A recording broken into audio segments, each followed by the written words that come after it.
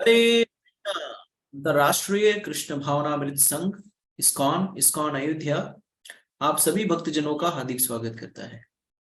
आशा है कि आपका जो पूर्ववर्ती सप्ताह जो है वो अच्छे से बीता होगा। आप सभी लोगों ने भक्ति अच्छे से की होगी और निरंतर जो है भगवान के नाम का निरंतर जप और कीर्तन किया होगा। तो आप सभी भक्तजनों का सादर अभिनंदन अभिवादन, जो कि देश विदेश के कोने कोने से इस श्रीमद् भागवतम के सत्रों में जुड़ते हैं, और उन सभी भक्तों का मेरा सादर अभिनंदन जो इस रिकॉर्डिंग को बाद में इसका श्रवण करेंगे और इसका अवलोकन करेंगे। तो आप सभी लोगों को मेरा हार्दिक प्रणाम। आज जिस विषय वस्तु की हम चर्चा करने वाले हैं वो विषय वस्तु है कलयुग के बारे में। किस तरह से कलयुग के बारे में किस तरह से कलयुग का जब आगमन होता है तो युधिष्ठिर परीक्षित महाराज इसको किस तरह से लेते हैं। तो आइए हम इस यात्रा में आगे बढ़ते हैं और जानने और समझने का प्रयास करते हैं। आप सभी लोगों के लाभार्थ मैं स्क्रीन शेयर करूंगा। आप लोग सभी लोगों से अनुरोध है कि चैट बॉक्स या कमेंट बॉक्स का उपयोग कर करके मैं अवगत कराएं कि आपको स्क्रीन दिखाई दे रहा है अथवा नहीं।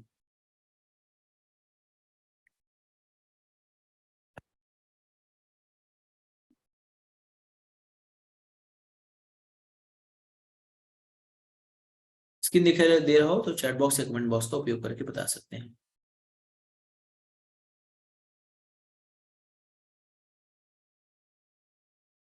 अध्याय 16 प्रथम स्कंद श्रीमद् भागवतम प्रथम स्कंद अध्याय 16 और अध्याय 16 का शीर्षक है परीक्षित ने कलयुग का सत्कार किस तरह से किया। तो इस अध्याय 16 की रूपरेखा इस तरह से है। इस अध्याय में कुल 36 श्लोक है। श्लोक संख्या 1 से 4 में परीक्षित आदर्श शासक कलयुग को दंडित, इस तरह से आदर्श शासक ने थे और कलयुग को दंडित किया। 5 से 9 में शौनक ऋषि के प्रश्न। 10 से 17 में परीक्षित कलयुग के दुष्प्रभाव पर विजयी हुए।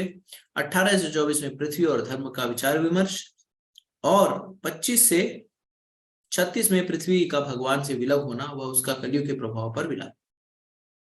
आइए आगे बढ़ते हैं। श्लोक संख्या 1। सूत उवाच तत्परीक्षित द्विजवर्या शिक्षया महिं महाभागवत साससाह यथा हि सूत्यम अभिजात कोविदा समदर्शिना विप्र महत गुणा तथा गुणस्तथा। सूत गोस्वामी ने कहा, हे विद्वान ब्राह्मणों, तब महाराज परीक्षित श्रेष्ठ द्विज ब्राह्मणों के आदेशों के अनुसार महान भागवत भक्त के रूप में संसार पर राज्य करने लगे और उन्होंने उन महान गुणों के द्वारा शासन चलाया जिनकी भविष्यवाणी उनके जन्म के समय पटु ज्योतिषियों ने की थी। तो विगत सत्र में हमने देखा किस तरह से पांडवजन जो थे, पांचों भाई, कुंती और द्रौपदी इत्यादि ने किस तरह से इस जब उन्हें पता चला कि भगवान कृष्ण इस धराधाम को छोड़ करके चले गए हैं तो उन्होंने उसे उचित समय माना और युधिष्ठिर महाराज को कलयुग का लक्षण भी दिखाई देने लगा और उन्होंने सोचा कि अब ये सही समय है दक्षिण की ओर पलायन, उत्तर की ओर पलायन करने के लिए, आत्म साक्षात्कार के पथ पर आगे बढ़ने के लिए। तो हमें उनके आदर्शों से, उनके आचरण से ये समझना चाहिए कि हमें बहुत ज्यादा इस भौतिक जगत में भोग विलास करने की प्रवृत्ति में नहीं लगना चाहिए। मनुष्य जीवन का उद्देश्य भगवत प्राप्ति। तो उचित समय पर हमें देखना चाहिए कि जब हमारा बच्चा जब बड़ा हो जाए, उसकी शादी हो जाए, तो उचित समय होता है कि हम उसे घर की जिम्मेदारियों का परित्याग कर दे और मूलभूत रूप से आत्म साक्षात्कार के पथ पर आगे बढ़े। मैं ऐसा नहीं कह रहा हूं हमें नौकरी छोड़ देनी चाहिए। अगर नौकरी करनी है तो नौकरी करिए, क्योंकि वर्तमान समय में जंगल जाना दुष्कर है। कोई बात नहीं, आप जंगल नहीं जा सकते, लेकिन घर के जो भी स्थितियां परिस्थितियां हैं उनसे थोड़ा सा निरासक्त विरक्त भाव से रहे। धन का उपयोग बच्चों के लिए प्रॉपर्टी खरीदने में या उनके लिए अधिक से अधिक संपत्ति खरीदने में ना उपयोग करें। जब बच्चा आपका स्वयं धन उपार्जन करने में सक्षम है तो उस धन का उपयोग भगवत सेवा में यूज कर, उस धन का उपयोग भगवान की सेवा में लगाएं, भक्तों की प्रचार प्रसार इत्यादि कार्यों में लगाएं। इस तरह से आप विरक्त हो सकते हैं। अथवा जीवन के अंत तक अगर आप देखें, अगर हम भागवतम को पढ़ेंगे तो देखेंगे किस तरह से उचित समय पर सारे लोगों ने घर की जिम्मेदारियों का त्याग करके आत्म साक्षात्कार के पथ पर आगे बढ़ने के लिए तत्पर। और हमने देखा कि कैसे परीक्षित महाराज के विषय में बताया गया था। जब उनका जात कर्म हुआ था उस समय जो वहां पर ब्राह्मण उपस्थित थे उन्होंने बताया था कि किस तरह से ये राजा जो है अलग अलग देवताओं के गुण धारण करेगा और बहुत ही तेजस्वी होगा और संसार भर में ये आपके कुल का नाम रोशन करेगा, साथ ही साथ ये महान भगवत भक्त भी होगा। तो ऐसे ऐसे गुणवान और ऐसे ज्ञानवान राजा को उत्तराधिकारी बना करके पांचों पांडव और उनकी माता और द्रौपदी सारे वो अपने अंत गंतव्य की ओर चले गए। स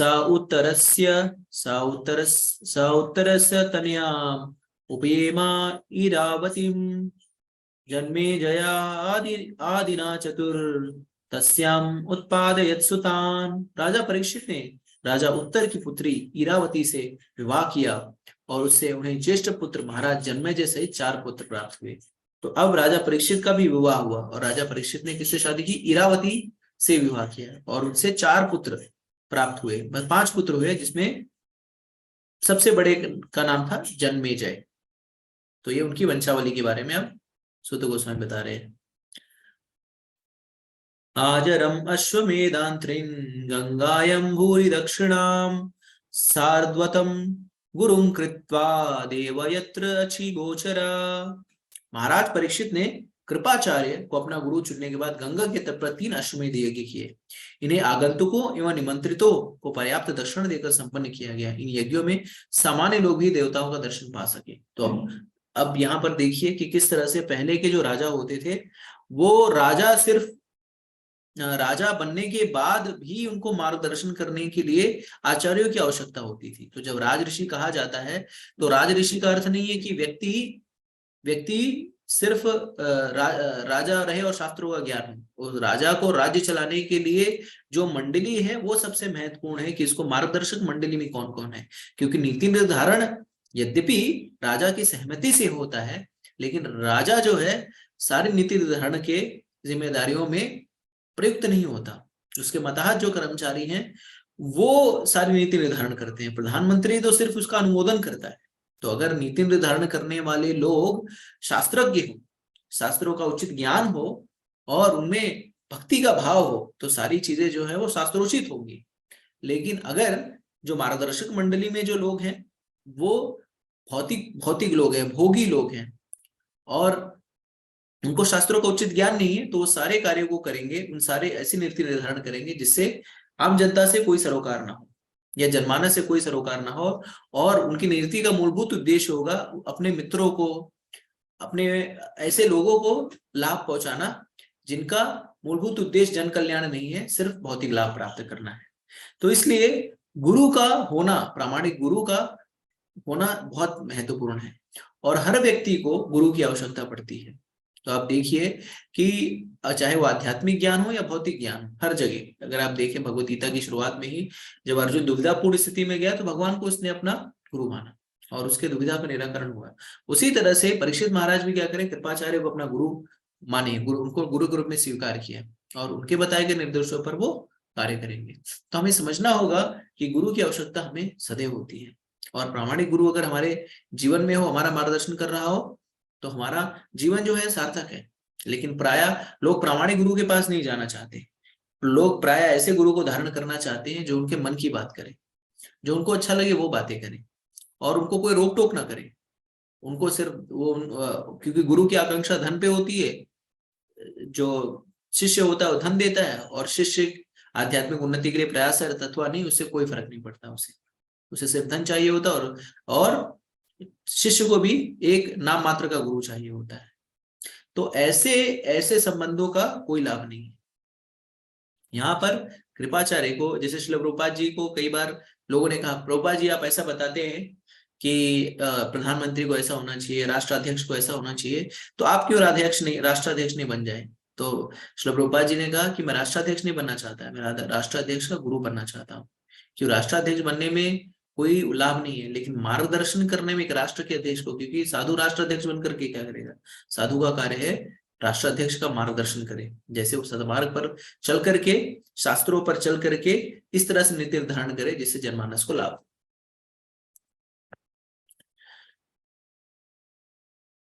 निजग्रह ओजसा वीरा काली दिग्विजय क्वचित नृपलिंगधरम शूद्रम घन घनंतम गोमिथुनम पदा। एक बार जब महाराजा परीक्षित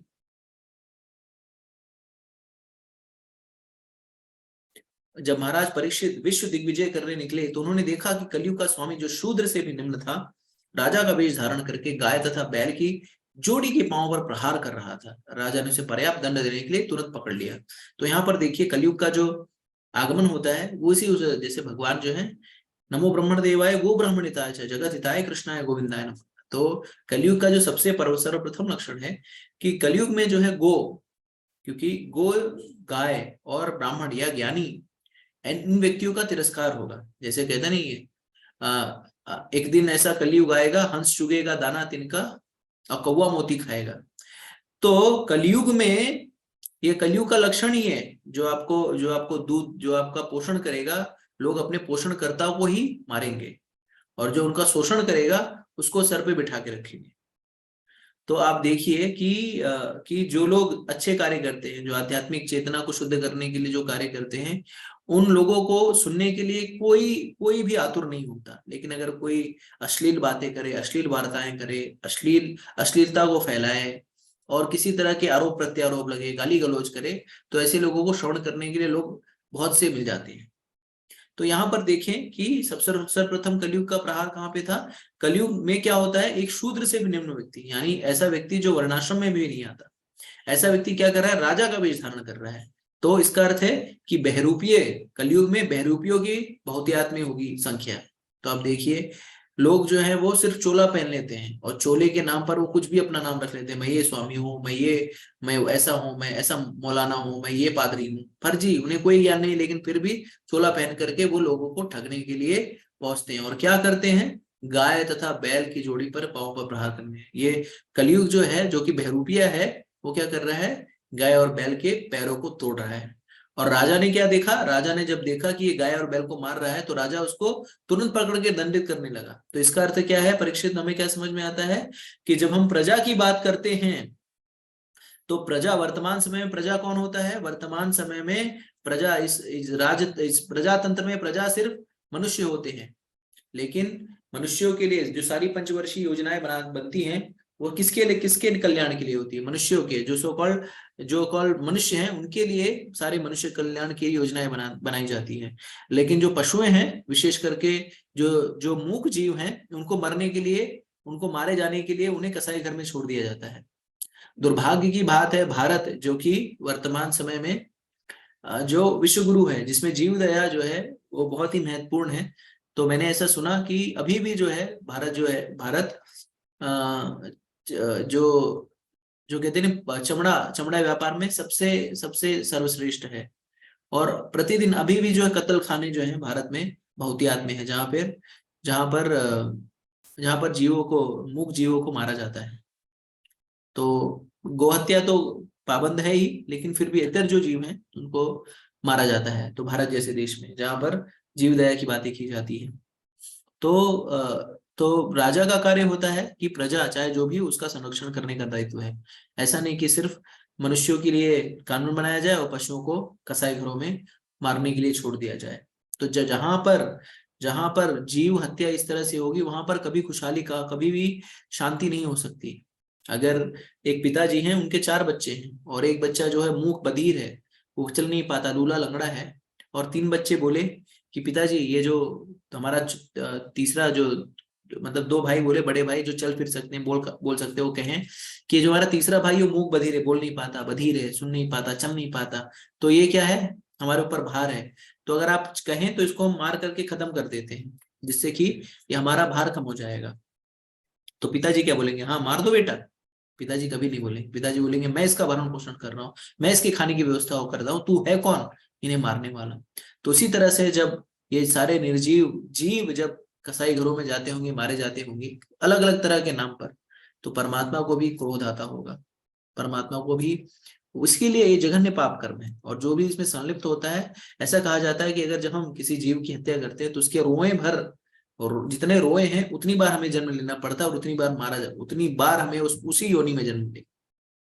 तो सोचिए कितना जघन्य है, जघन्य अपराध है। और जहां पर एक भाई जो है वो एक भाई को संरक्षण दिया जाए और दूसरे भाई को मारा जाए, तो वहां पर कैसे कुछ। इसलिए देखिए वर्तमान समय में जितने भी देश हैं वहां पर बहुतायत में कसाई घर हैं, और हर जगह कभी कहीं सुनामी आ जाती है, कभी कभी कोरोना आ जाता है, कभी बाढ़ आ जाती है, कभी भूस्खलन हो जाता है, कभी कभी कुछ ना कुछ इसी तरह से, कभी सूखा पड़ जाता है, कभी ओले पड़ने लगते हैं। पूरे विश्व भर में देखिए त्राही त्राही मची हो रही थी हर समय, कहीं ना कभी ना कभी। क्यों? क्योंकि हम इस तरह से प्रकृति के नियमों के विरुद्ध जाकर के कार्य कर रहे हैं। अगर आप इससे सहमत हो, चैट बॉक्स कमेंट बॉक्स में लिख करके बता सकते हैं। सौनक उवाच कस्य हेतो निजग्राह काली दिग्विजय नृपा नृपा निर्देव चिक्र धृक शूद्र असौ गामापदाहनत् तत्कथ्यां महाभागा यदि कृष्ण कथा आश्रयम्।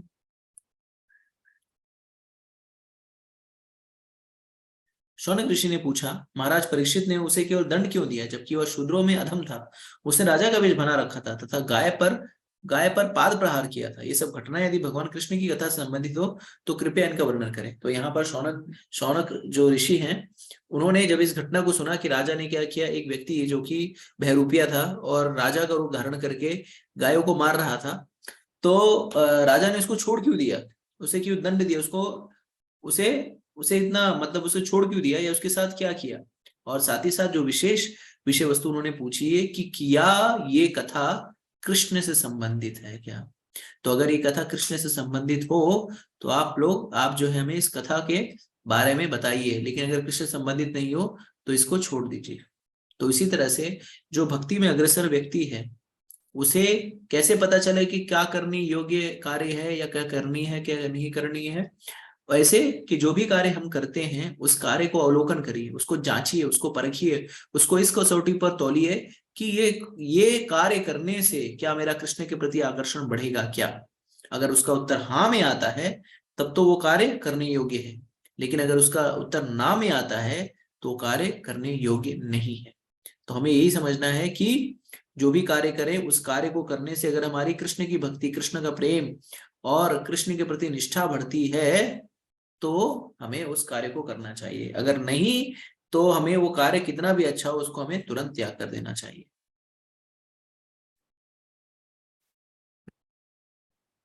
अथवा अथवा अस्य पदाम्भोजो मर्कंदलीहां सताम कि मन्ये असत आलापे आयुषा यत असत्वया।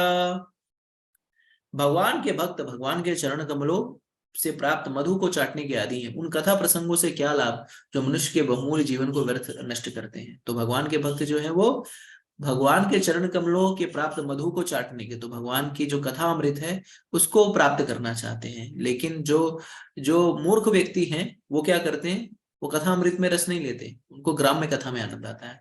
आज किस नेता ने क्या भाषण दे दिया, किसने किसको गालियां दे दी, किसने किसको किस छक्के छुड़ा दिए, किसने किसने कौन से नायक ने किस नायिका के साथ विवाह कर लिया, या आज जो है पड़ोसी देश में क्या हुआ, पड़ोस के घर में क्या बन रहा है, पड़ोसन कहाँ है, पड़ोसी कहाँ है। इन सारी विषय वस्तुओं के जिनका कृष्ण से कोई संबंध नहीं है, भगवान के भक्त कोई रुचि नहीं लेते। भगवान के भक्त इन सारी चीजों में कोई रुचि नहीं लेते क्योंकि उनको इन सारी चीजों में रस नहीं आता। उनको ग्राम्य कथा में रस नहीं आता, उनको कृष्ण कथा में रस आता है। तो जिनको ग्राम्य कथा में रस आ रहा है, इसका अर्थ क्या है, वो अपने जीवन का बहुमूल्य समय जो है वो उसे वो जाया कर रहे हैं, उसे वो व्यर्थ कर रहे हैं, नष्ट कर रहे हैं। और हमें ऐसे ऐसे कार्यों से बचना चाहिए। शुद्र आयुषम नृणाम अंगा मर्त्यानाम ऋतमिक्षताम इह उपतु भगवान मृत्यु शामित्र कर्मणि। हे सूत गोस्वामी, मनुष्यों में से कुछ ऐसे हैं जो मृत्यु से मुक्ति पाने के और शाश्वत जीवन प्राप्त करने के इच्छुक होते हैं। वो मृत्यु के नियंत्रक यमराज को बुलाकर वध किए जाने की क्रिया से बच जाते हैं।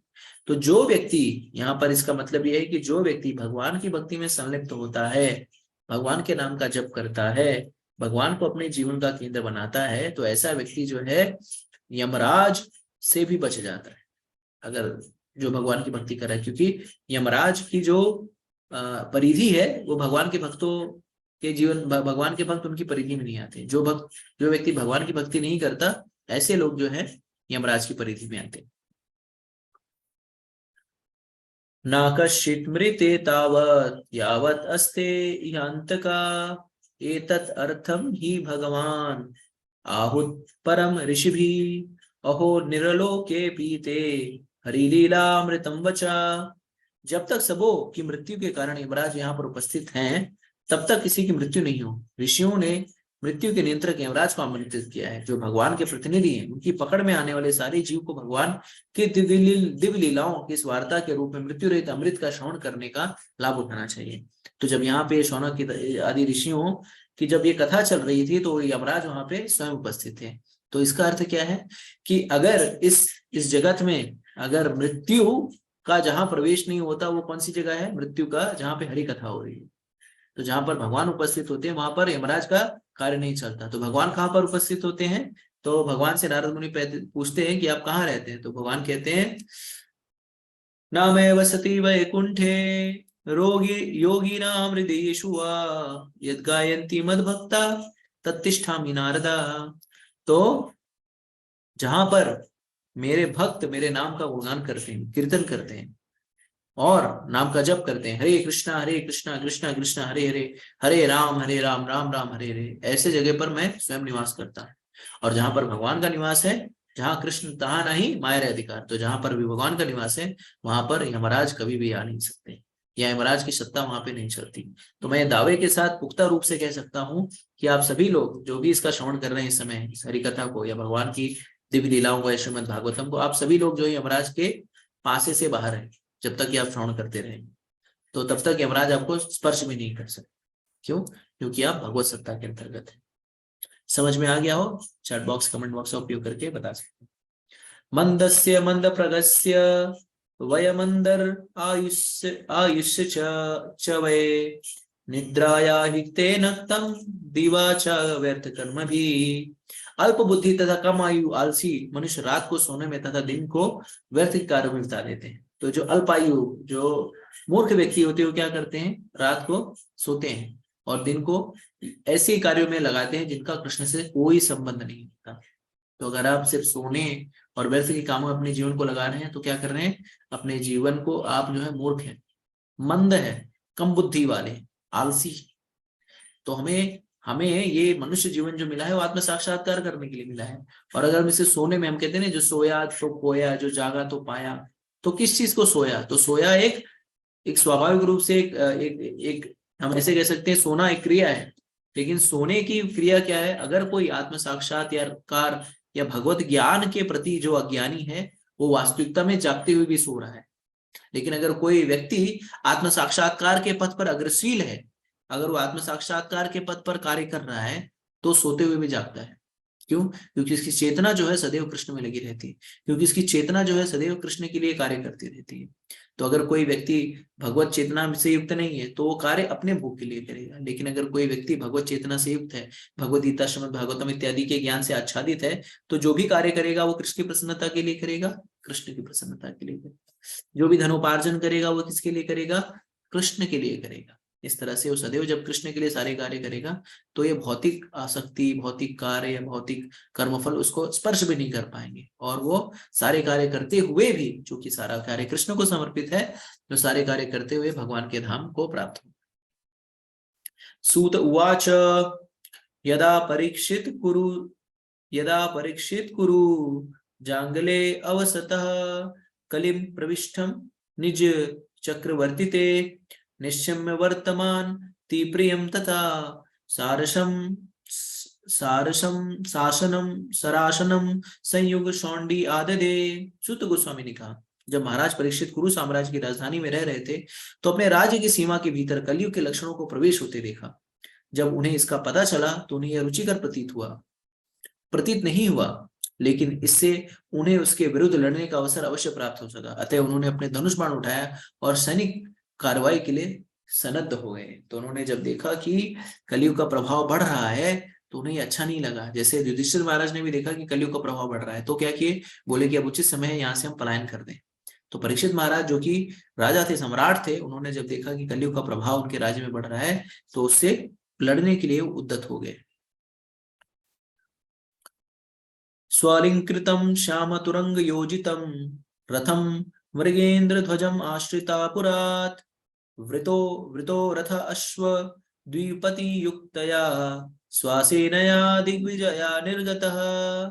महाराज परीक्षित काले घोड़े द्वारा खींचे जाने वाले रथ पर सवार हो गए। उनकी ध्वजा पर सिंह का सिंह अंकित था। इस प्रकार सुसज्जित होकर तथा सारथी अश्वरोहियों हाथियों तथा पैदल सैनिकों से घिरे हुए उन्होंने सभी दिशाएं जीतने के लिए राजधानी से प्रस्थान किया।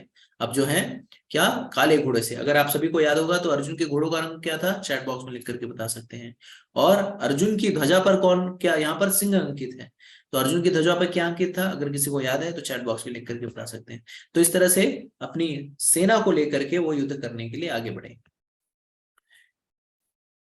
भाद्रश्वं केतुमालं च भारतं च उत्तरान् कुरून् किं पुरुषादिना वर्षाणि विजित्य जगरे बलिम। तब महाराज परीक्षित ने पृथ्वी लोक के समस्त भागों भाद्रश्च केतुमाल भारत कुरुजांगल के उत्तरी भाग किम पुरुष इत्यादि को जीत लिया और उनके शासकों से भेंटे वसूल किए। अब यहाँ पर दिग्विजय हुए, विजयी हुए परीक्षित महाराज। तत्रत्रोपश्रणान् स्वपूर्वेश महात्मना प्रगीयमाणं च यशा कृष्ण महात्मया सूचकम् आत्मनं च आत्मनं च परित्रातम् अश्वत्थमनम् अस्त्र तेजसः स्नेहं च वृषणी पार्थानां तेषां भक्तिं च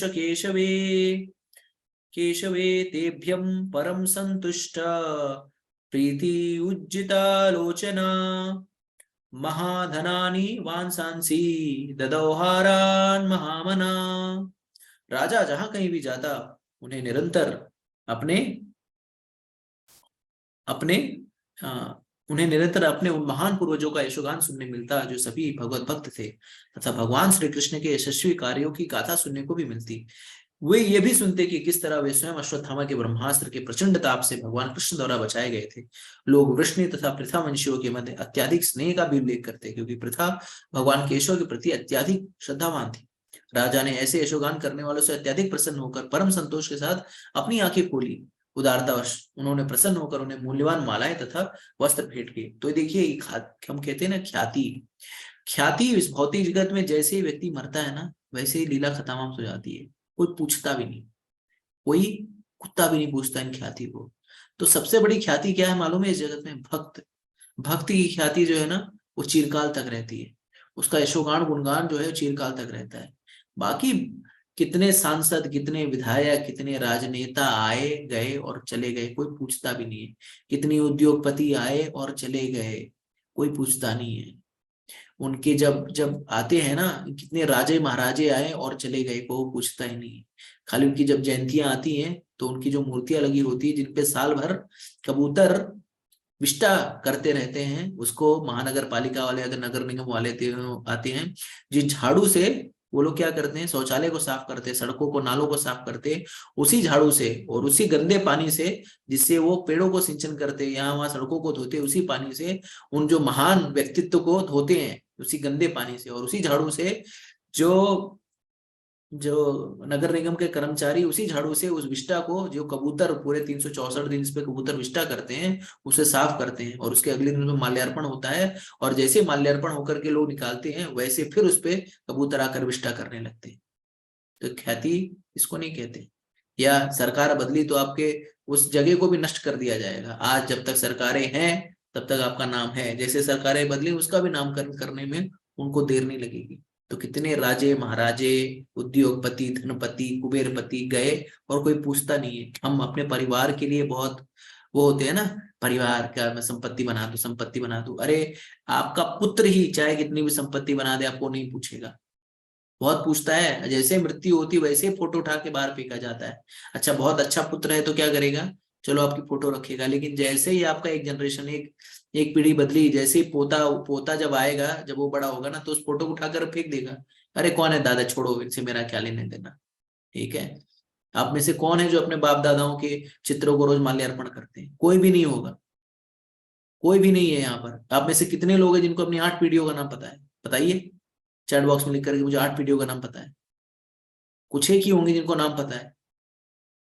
ठीक है, तो ये भौतिक ख्याति का कोई नहीं, ख्याति इसको कहते हैं। तो श्रील प्रभुपाद जी कहते हैं अगर हम भक्त बन गए ना, भगवान की भक्ति, भगवान की सेवा में हमने कार्य किया ना, हमारी ख्याति इस जन्म में नहीं परलोक में भी रहती है, इस लोक में नहीं परलोक में भी रहती है हमारी ख्याति।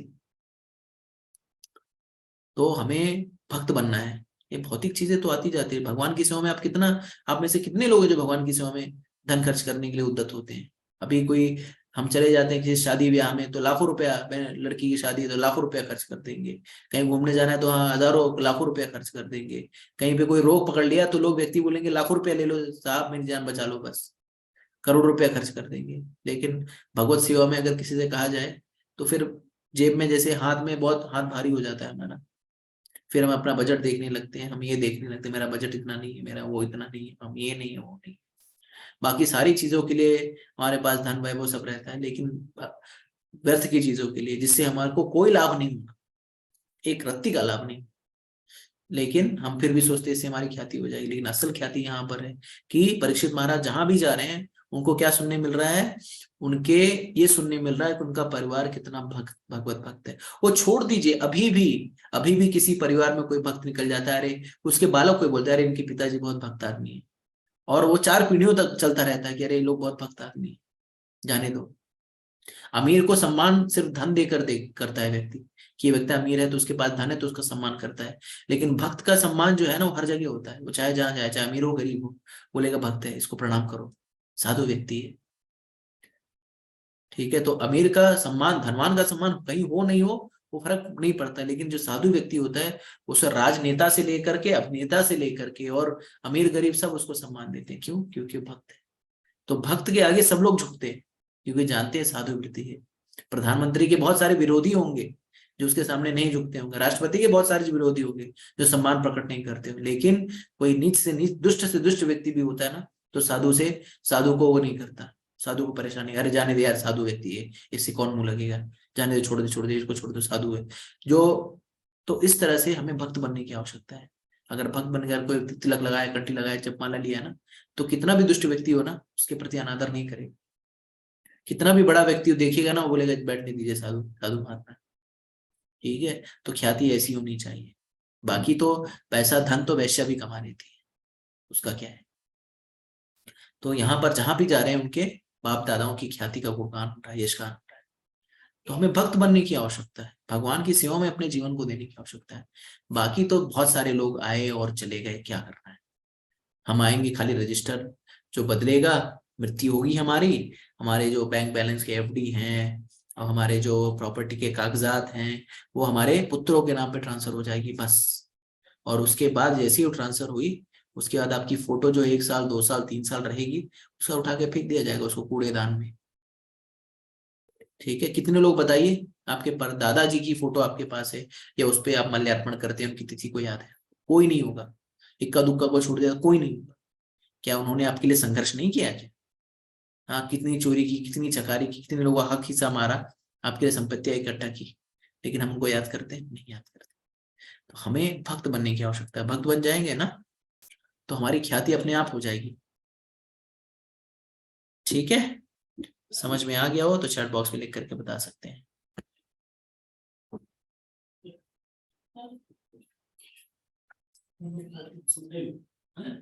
श्लोक संख्या 16। सार्थया पार्षदा सेवान सख्या दौतया वीर आसना अनुगमन अनुगमन सत्वन प्राणामान प्राणामान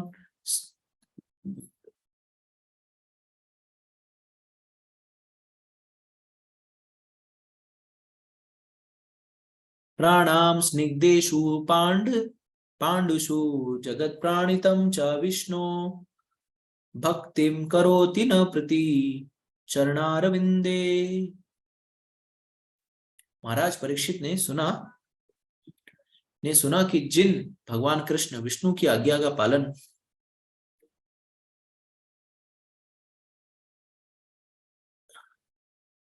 आज्ञा का पालन सारा जगत करता है, उन्होंने अपने अहितु की कृपा से पांडवों के विनीत पुत्रों की उनकी इच्छा अनुसार सभी प्रकार की सेवाएं की, जिनमें सारथी बनने से लेकर अग्र पूजा ग्रहण करने तथा दूत बनने, मित्र बनने, रात्रि में रक्षक बनने, सेवाएं करने के कार्य सम्मिलित हैं।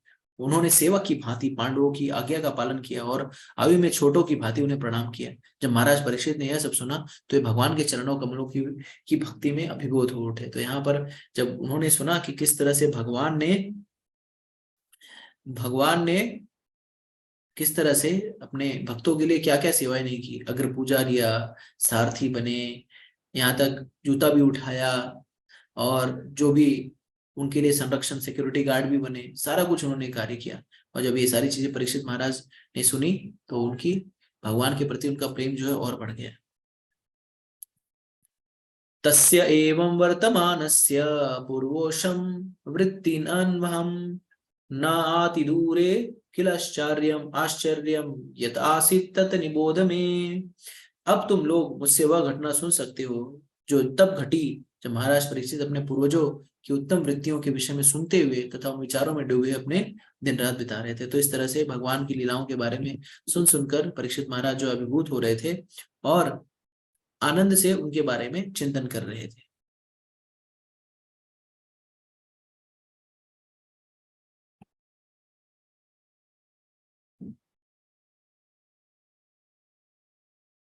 धर्मपादा एकेने चरणा भिक्षायम उपलभ्य गाम पृक्षति स्म अश्रुवदनम विवत्सम इव मातरम।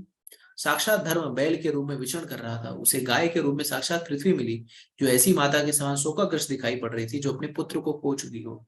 उसकी आंखों में आंसू थे और उसके शरीर का सौंदर्य उड़ गया था। धर्म ने पृथ्वी को इस प्रकार कहा।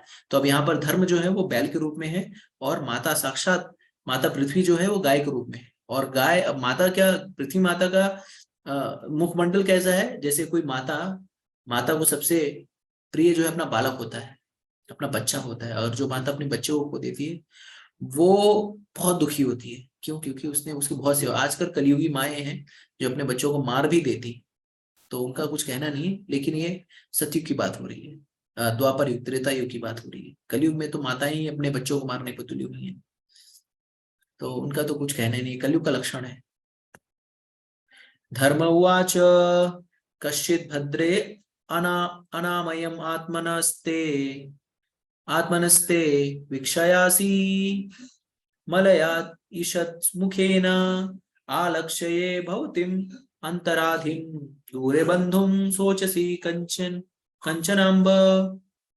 धर्म ने बैल के रूप में पूछा, हे महोदय, आप स्वयं स्वस्थ तथा प्रसन्न तो हैं, आप शोक की छाया से आवृत क्यों हैं? आपके मुख से ऐसा क्यों लगता है कि आप म्लान पड़ गई हैं?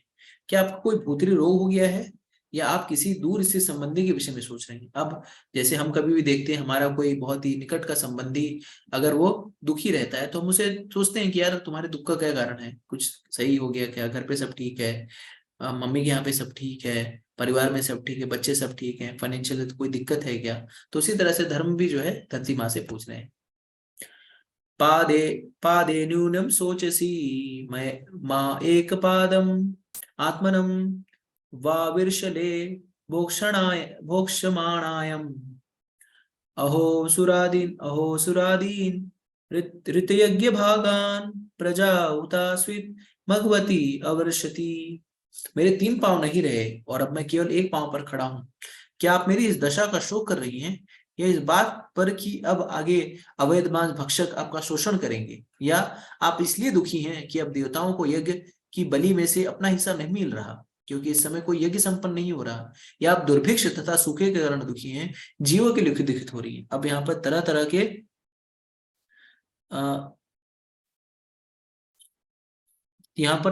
के जो है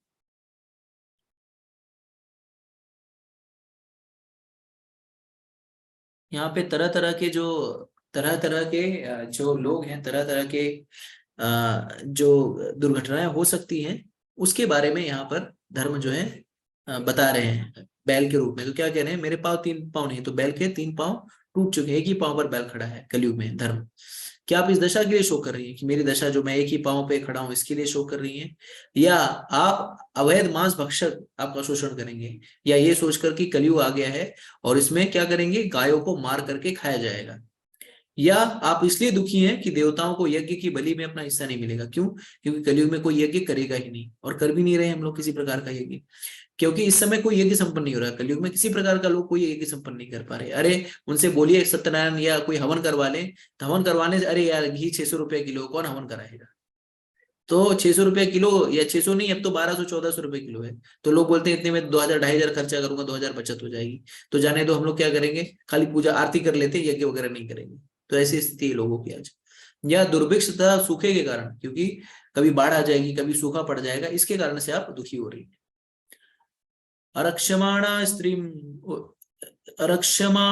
स्त्री उर्वी उर्वी बालन सोचसी अथो पुरुष आदे इवर्तना वाचम देवीं ब्रह्मकुले कुकर्मा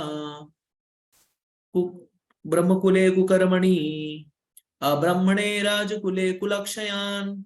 क्या आपको उन दुखियारी स्त्रियों तथा बच्चों पर दया आ रही है जिन्हें चरित्रहीन पुरुषों द्वारा अकेले छोड़ दिया गया है, अथवा आप इसलिए दुखी हैं कि ज्ञान की देवी अधर्म में रत ब्राह्मणों के हाथ में है, या आप दुख दिया देखकर दुखी है कि ब्राह्मणों ने उन राजकुलों का आश्रय ग्रहण कर लिया जो ब्राह्मण संस्कृति का अनादर नहीं करते। तो कलयुग के बारे में कैसे धर्म बता रहे हैं बैल के रूप में। क्या आप उन दुखियारी स्त्रियों तथा बच्चों पर दया कर रही हैं जिन्हें चरित्रहीन पुरुषों द्वारा अकेले छोड़ दी गई है? तो आप देखिए वर्तमान समय में इतने सारे पुरुष जो हैं विवाह करके ऐसे स्त्रियों को तलाक दे करके उन्हें सड़कों पर छोड़ दिए, जिनके आगे पूछे कोई नहीं है। पहले 1956 में जो है तलाक ये शब्द या विवाह संबंध विच्छेद ऐसा कोई शब्द जो है सनातन वैदिक परंपरा में नहीं है। लेकिन आप देखिए छोटे शहरों में, बड़े शहरों, हर जिले के न्यायालय में जाकर देखिए, हजारों की संख्या में ये संबंध विच्छेद, विवाह विच्छेद के लिए हजारों की संख्या में मामले जो हैं वो पड़े हुए हैं। उनको क्या चाहिए? तलाक चाहिए। और ये चरित्रहीन पुरुष जिनको एक स्त्री पर से प्रेम नहीं होता, वो अलग अलग स्त्रियां ढूंढते हैं और अपनी धर्म पत्नी को छोड़ करके, बच्चों को छोड़ करके वो दूसरी पत्नी या दूसरी स्त्री के पास जाते हैं। या आप इसलिए दुखी हैं कि ज्ञान के देवी अधर्म व्रत ब्राह्मणों के हाथ में, तो ज्ञान जो है उनके हाथ में अधर्म व्रत, तो ब्राह्मण जो है अधर्मी हो गए, वो धर्म का पालन नहीं कर रहे, धर्म की आड़ में वो कुकर्म कर रहे हैं, ऐसे लोगों के पास ज्ञान चला गया है। या ब्राह्मणों ने उन राजकुलों का आश्रय ले लिया जो ब्राह्मण संस्कृति का आदर नहीं करते, सिर्फ जीविकोपार्जन या फायदे के लिए ऐसे लोगों के वो संग में रह रहे हैं जो उनका कभी आदर नहीं करते, सिर्फ मेरा पेट भर रहा है इसके लिए वो कार्य कर रहे हैं। समझ में आ रहा हो तो चैट बॉक्स में लिख करके बता सकते हैं।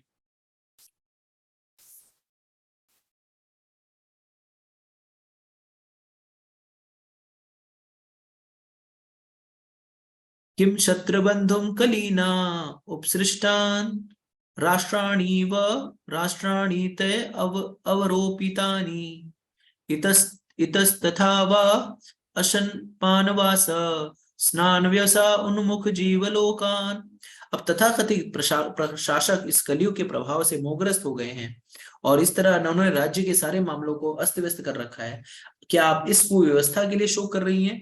अब सामान्य जनता खाने पीने सोने तथा सहवास के विधि विधानों का पालन नहीं कर रही है और वह सारे कार्य कहीं भी और कैसे भी करने के लिए सन्नद्ध रहती है। क्या आप इस कारण प्रसन्न है? अब एक और प्रश्न कर रहे हैं, क्या कह रहे हैं कि अब तथाकथित प्रशासक इस कलयुग के प्रभाव से मोहग्रस्त हो गए हैं और इस तरह उन्होंने राज्य के सारे मामलों को अस्त व्यस्त कर रखा है। तो आप जैसा देखते हैं कि आज वर्तमान काल में जो शासक होते हैं इस कलयुग में, वो क्या करते हैं, उनको सत्ता से सिर्फ मतलब होती किस तरह से मेरे पास सत्ता है और जनता को किस तरह से भिड़ाना है, किस तरह से उनको झगड़ा कराना है, जिससे कि उनका वोट बैंक जो है वो वोट बैंक उनका एकदम सुदृढ़ रहे। किसी भी तरह से इन किन प्रकार ने सत्ता है, बस उनको जनता को क्या कष्ट पहुंच रहा है, जनता को क्या दुख हो रहा है, उससे कोई लेना देना नहीं होता। सरकार क्या करती है, कर लेती है लोगों से, लेकिन उसके बदले में क्या उसको क्या उस तरह की सड़कों की व्यवस्था मिलती है क्या, या उस तरह की अस्पतालों की व्यवस्था मिलती है क्या उस तरह की शिक्षा की व्यवस्था मिलती है क्या? नहीं। लोग जो हैं सिर्फ जो राजकारण करते हैं, जो राजनीति करते हैं, जो राजनेता हैं, वो सिर्फ अपने अपने झोलों को भरने में लगे हुए हैं। जनता के दुख दर्द से उनको कोई लेना देना नहीं है। तो क्या इस कारण से आप दुखी हो? अब धर्म जो है, धर्मराज धर्म स्वयं धरती माँ से पूछ रही है, क्योंकि ये सारे एक चीजें कहाँ पे हो रही है, धरती पे हो रही है ना। तो स्वाभाविक सी बात है कि धरती को दुख होगा। फिर क्या कह रहे हैं, क्या आप इस कुव्यवस्था से शोक कर रही हैं? अब सामान्य जनता खाने पीने सोने तथा सहवास की विधि विधानों का पालन नहीं कर रहे हैं। तो पहले हर चीज की एक मर्यादा थी, खाने की मर्यादा थी, पीने की मर्यादा, सोने की मर्यादा और सहवास की मर्यादा। लेकिन अब सारी चीजें जो है तार तार हो गई हैं। पहले लोग घर पे भोजन बनाते थे, भोजन करते थे और सुदूर जाकर के, दूर जाकर के वो विष्ठा त्यागते थे। अब क्या हो गया है, लोग सुदूर जाकर के भोजन करते हैं और घर पे आकर के विष्ठा त्यागते हैं। तो ये क्या है, ये कलयुग का लक्षण है।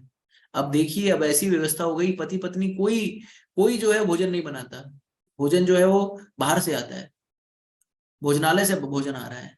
बच्चा घर में, बच्चा जन्म लेता है तो घर में कम रहता है, और बच्चों का जो आश्रय स्थल होता है, या क्रेडल कह लीजिए, या जो बेबी सिटिंग होता है, वहां पे ज्यादा रहता है। पहले जो लोग पर्दे की आड़ में किया करते थे, अब वो सड़कों पर करते हैं। आप हवाई अड्डों पे चले जाइए, आप हम सोचते हैं ना, जैसे जैसे व्यक्ति जो धन से बढ़ता जाता है तो उसकी लाज हया वो समाप्त हो जाती है। अभी भी स्टेशनों पे जाइए तो भी, क्योंकि मध्यम वर्गीय लोग रहते हैं या निम्न वर्गीय लोग रहते हैं, तो भी मर्यादा का पालन करते हैं। आप हवाई अड्डे पे चले जाइए, किसी बड़े बड़े बड़े रेस्टोरेंट होटल में चले जाइए, रेस्तरां में चले जाइए, वहां पे देखिए मर्यादा को तार तार करके, पशुओं की तरह, जो पशु सड़क पे करते हैं वो सारी चीजें मनुष्य जो है अब जो खुलेआम कर रहा है, कैमरे के समक्ष कर रहा है। तो ये क्या है, ये कलयुग का लक्षण है, ये कलयुग है। और यही चीजें अब वो पूछ रहे हैं कि क्या इन्हीं कारणों से आप दुखी हैं क्या। तो कई बार जब हम ये प्रश्न करते हैं, लोग कहते हैं अरे कहाँ लिखा है, ये देखिए शास्त्रों में लिखा है, इसका प्रमाण यहाँ पे है। स्पष्ट हो रहा हो तो चैट बॉक्स में लिख करके बता सकते हैं।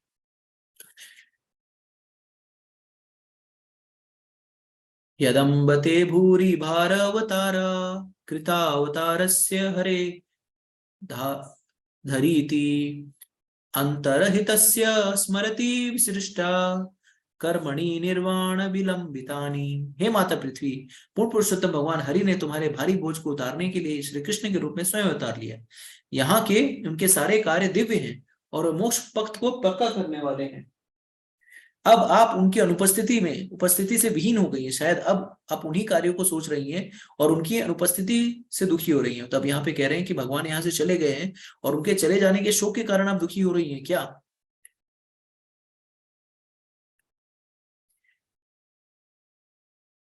इदं मामक्षवतो इदं मामक्षवतो अधिमूलं वसुंधरे येन विकर्षितासी कालेन वाते बलिना बलियासा सुराचितं किं हतं सौभगम। हे माता, आप सारे धन की खान है, कृपया मुझे अपने उन कष्टों का मूल कारण बताएं जिससे आप इस दुर्बल अवस्था को प्राप्त हुई। मैं सोचता हूँ कि अत्यंत बलवानों को भी जीतने वाला प्रबल काल ने देवताओं तथा वंदनीय आपके सारे सौभाग्य को छीन लिया है। अब वो कह रहे हैं कि धरती जो है वो सारे धन की खान है।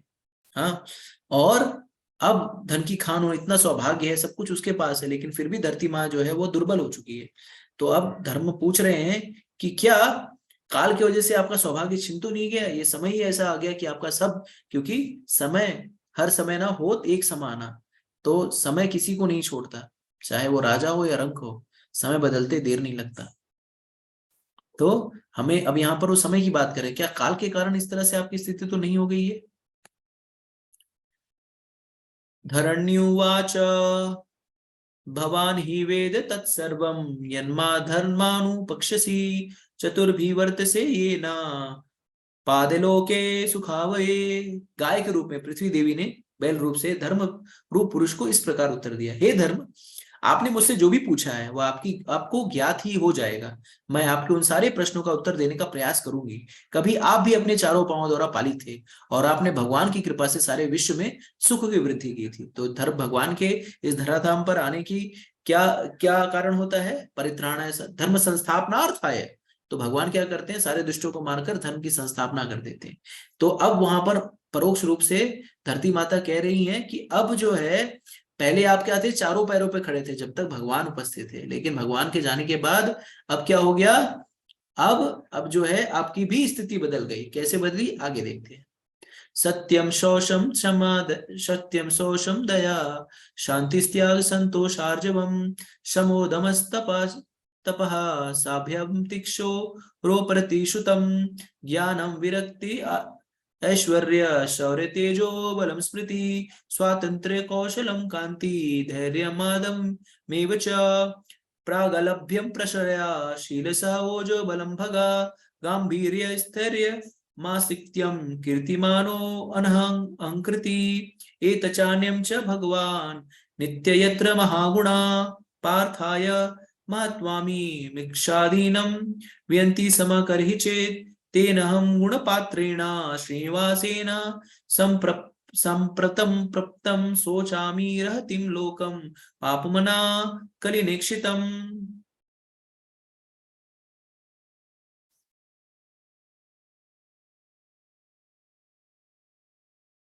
उनमें निम्नलिखित गुण तथा अन्य दिव्य गुण पाए जाते हैं जो शाश्वत रूप से विद्यमान रहते हैं और उनसे कभी विलग नहीं होते। तो कौन है? सच्चाई। ये सारे गुण जो है पाए जाएंगे। सच्चाई, स्वच्छता, दूसरों के दुख को सहना पाना, क्रोध को नियंत्रित करने की शक्ति, आत्मतुष्टि, निष्कपटता, मन की स्थिरता, इंद्रियों का संयम, उत्तरदायित्व, ममता, समता, सहनशीलता, समदर्शिता, आज्ञाकारिता, ज्ञान, इंद्रिय भोग से अनासक्ति, नायकत्व, बहादुरी, प्रभाव, असंभव को संभव बनाना, कर्तव्य पालन, पूर्ण स्वतंत्रता, कार्यकुशलता, सौंदर्यमता, धैर्य, दयालुता, उदारता, विनय, शील, संकल्प, ज्ञान की पूर्णता, उपयुक्त दक्षता, समस्त भोग विलासों विषयों का स्वामित्व, प्रसन्नता, स्थिरता, आज्ञाकारिता, यश, पूजा, निर्भीमानता, अस्तित्व भगवान के रूप में, शाश्वता, समस्त सत्व तथा सौंदर्य के आधार पूर्ण पुरुषोत्तम भगवान श्री कृष्ण ने इस धरा पर अपनी दिव्य लीलाएं बंद कर दी हैं। उनकी अनुपस्थिति में कली ने सर्वत्र अपना प्रभाव फैला लिया है, अतः मैं संसार की यह दशा देख करके दुखी हूं। तो ये सारे गुण जो थे ये भगवान की उपस्थिति में थे, लेकिन अब जो है ये सारे गुण जो है वो रह नहीं गए हैं, क्योंकि लोग जो है वो कलयुग के प्रभाव से क्या हो गए? कलयुग के प्रभाव से वो सारी चीजें अपने आप ही इनका शमन हो गया। अब श्लोक संख्या 31 में अब धरती माँ कह रही, आत्मनं चु अनुशोचामि भवन्तं भवन्तं च अमरुत्तमं देवां पितॄन् ऋषिना साधुना सर्वान वर्णान तथा आश्रमान। हे देवताओं में श्रेष्ठ, मैं अपने विषय में तथा आपके विषय में उसी के साथ ही साथ सभी देवताओं, ऋषियों, पितृलोक के निवासियों, भगवत भक्तों तथा वर्णाश्रम धन के पालक सभी मनुष्यों के विषय में सोच रही है। तो दुखी इसलिए नहीं है क्योंकि उनको दुख हो रहा है या धर्म कम हो रहा है या उनके जो है उनको जो है उनको धरती पे इतना सारा जो क्लेश बढ़ रहा है, इसके नहीं। वो देख रहे हैं कि कलयुग आने पर ये सारे लोग जो है वो परेशान होंगे, देवता परेशान होंगे, ऋषि परेशान होंगे, पितृलोक निवासी, भगवत भक्त, वर्णाश्रम के पालक सभी लोग जो हैं दुखी होने वाले हैं। तो इस चीज का पूर्वाभास करके, उन सारे लक्षणों को देख करके वो अपना दुख व्यक्त कर रही है। ब्रह्म आदाय बहुतिथं यत् आपंग मोक्षः काम तप समाचरन् भगवत प्रपन्नः सा श्री स्ववासम अरविंद वनम विहाय यत् पाद सौभग मंगलम भजते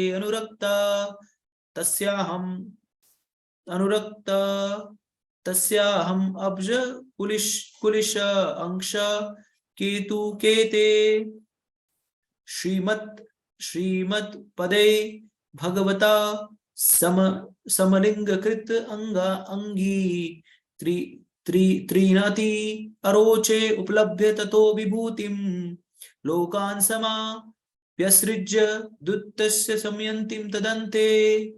सौभाग्य की देवी लक्ष्मी जी, जिनकी कृपा कटाक्ष के लिए ब्रह्मा जैसे देवता तरसा करते थे और जिनके लिए वे दिन में अनेक बार भगवान के शरणागत होते थे, वे कमल वन में अपने निवास स्थान को त्याग करके भी भगवान के चरण कमलों की सेवा में संलग्न हुई थी। मुझे वे विशिष्ट शक्तियां प्राप्त हुई थी जिससे मैं ध्वज, वज्र, अंकुश तथा कमल चिन्हों से, जो भगवान के चरण कमलों के चिन्ह हैं, अलंकृत होकर तीनों लोकों की संपत्ति को परास्त कर सकती थी। लेकिन अंत में जब मैंने अनुभव किया कि मैं कितनी भाग्यशालिनी हूं, तब भगवान ने मुझे त्याग दिया। तो अब यहाँ पर अपने भाग्य के बारे में बता रहे हैं, क्योंकि भगवान जहां पर होते हैं वहां पे लक्ष्मी जी स्वयं होती है, और भगवान की उपस्थिति के कारण धरती पर सब कुछ जो है धन धान्य सभी चीज से परिपूर्ण था। जैसे भगवद गीता के आखिरी श्लोक में कहा गया है, यत्र योगीश्वरा कृष्णो यत्र पार्थो धनुर्धरा तत्र श्रेय विजय भूतिर ध्रुव नितिर मतिर मम। तो जहां पर कृष्ण होते हैं और भगवान उनके भक्त होते हैं, वहां पर श्री लक्ष्मी अपने आप ही आ जाती है। तो जहां पर भगवान होते हैं, जैसे हम सारे लोग किसके पीछे भागते हैं? हम लक्ष्मी के पीछे भागते हैं, मुझे पैसा चाहिए, मुझे धन चाहिए। लेकिन हमें यहाँ पर समझना चाहिए कि अगर हम कृष्ण के पीछे भागे तो लक्ष्मी अपने आप आ जाएंगी, अलग से कृष्ण लक्ष्मी को बुलाने की आवश्यकता नहीं थी। तो जब भगवान इस धराधाम पर अपनी लीलाएं कर रहे हैं, तो धरती बता रही है, धरती मैया कह रही है कि उनका जो पूरा उनका धरती जो थी वो पूरी धन धान्य से परिपूर्ण थी। लेकिन अब जब भगवान यहाँ से चले गए हैं तो सारी जो कांति, सारा जो वैभव था उनका क्षीण हो गया है। तो हमारे जीवन में कांति, आनंद, सुख, सुविधा, सारी चीजें तभी तक रहेंगी जब हम कृष्ण को केंद्र में रखेंगे। एक बार कृष्ण से पृथक हो गए तो सारी चीजें जो है वो सूख जाएंगी। जैसे कोई भी पेड़ तब तक हरा भरा रहता है तब तक वो जड़ से जुड़ा होता है, एक बार जड़ से वो निकल गया तो उसको कोई पोषण नहीं प्राप्त होगा। तो इसी तरह से हम सभी को कृष्ण से जुड़े रहना है, क्योंकि कृष्ण ही हमारे पालन पोषण और संहार के एकमात्र मूल स्रोत हैं।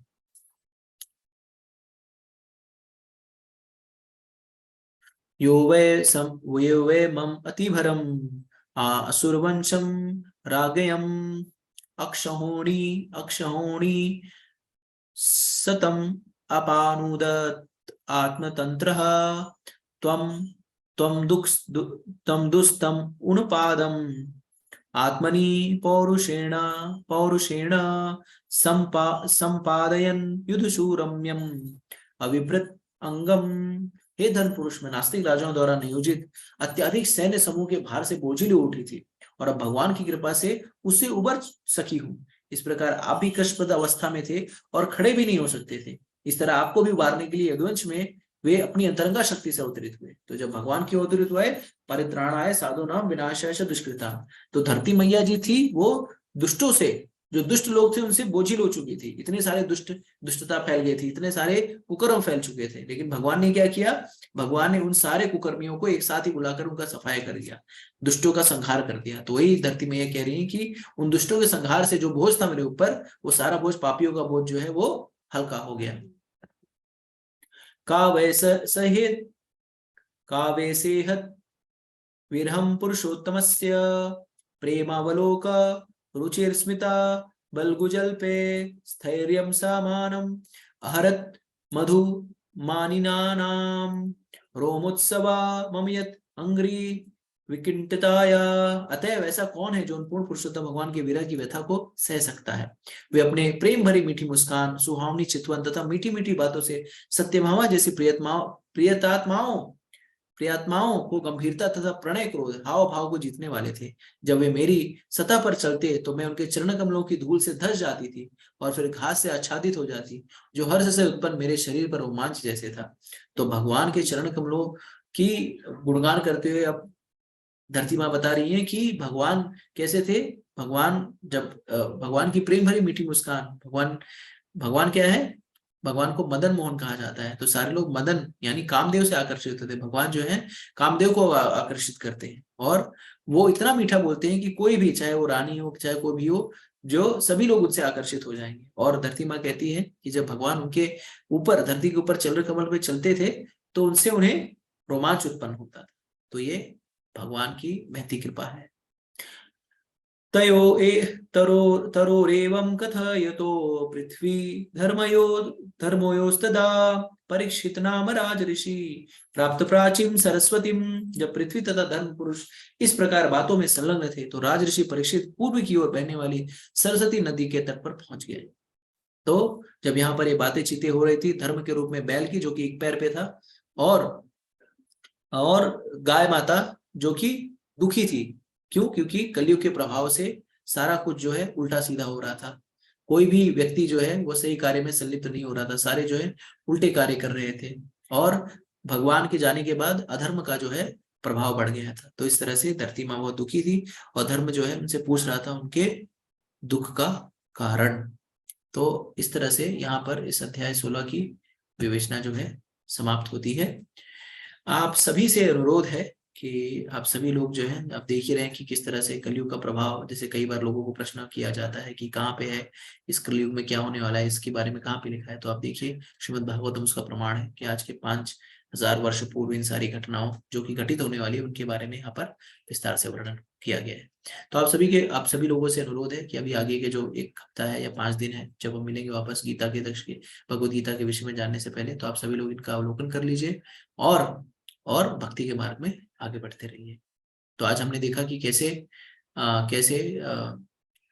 कैसे धरती और जो बैल के रूप में राजा परीक्षित की ख्याति कितनी ज्यादा थी कि जहां भी जाते थे वो उनके परिवार के बारे में गुणगान बखान किया जाता था।